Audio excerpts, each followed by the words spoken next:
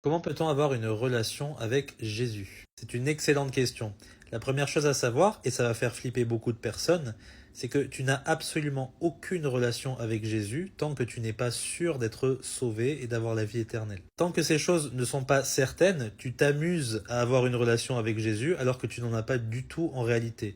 Parce que Jésus, je le rappelle, il a dit à certaines personnes, et il le dira à la fin des temps, je ne vous ai jamais connu. On est connu de Dieu parce qu'on a compris l'évangile et placé notre confiance en lui seul et pas en nous-mêmes ou nos œuvres, etc.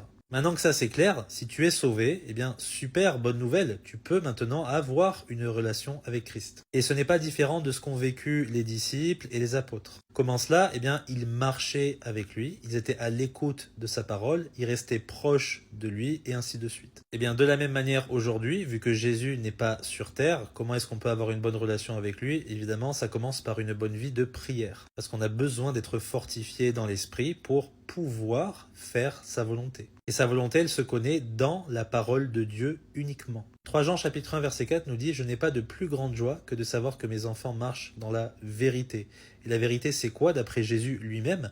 Il dit « Sanctifie-les, les enfants de Dieu, par ta vérité, ta parole est la vérité. » Que celui qui m'aime, il garde mes commandements, les commandements qui sont dans la parole de Dieu. Quelques exemples. Si la Bible nous dit n'abandonnons pas notre assemblée comme c'est la coutume de quelques-uns, Jésus nous invite, pour qu'on ait une bonne relation avec lui, à aller à l'assemblée, à avoir une vie d'église, à prier les uns pour les autres, à avoir une communion fraternelle. Si tu restes tout seul dans ton coin, tu n'as pas de bonne relation avec Jésus. Si la Bible dit fuyez la fornication et que toi tu couches quand même avant le mariage, eh bien tu prouves que ton amour pour Christ, ta relation avec lui, elle n'est pas bonne à ce moment-là. Si tu passes ton temps à jouer aux jeux vidéo, à regarder des films qui ne te font pas grandir en intelligence, eh bien tu n'as pas vraiment de bonne relation avec Christ, puisque lui, ce qu'il veut, c'est que tu grandisses en sagesse, en connaissance, des choses qui sont vraiment utiles pour toi. Et le reste, tu vas le trouver dans sa parole qu'il faut lire au quotidien.